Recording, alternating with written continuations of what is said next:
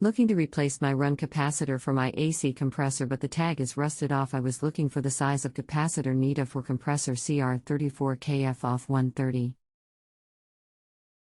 I'll do all I can to help. How long have you been dealing with this? I've been trying to track down the capacitor needed for a few days.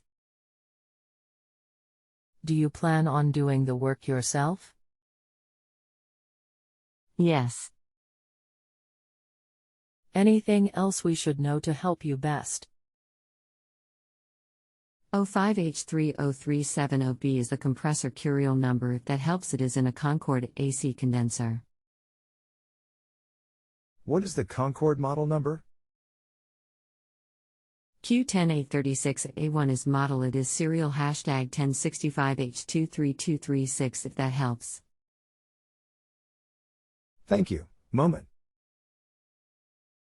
That shows a dual capacitor, for fan and compressor, of a 35/5 440V. Is the current capacitor a single or dual? It is a dual and the fan has a tag that rates that at 5, so sounds like a good answer. Thank you very much. You are very welcome. Just rate 5-star system to move off active list. Billy.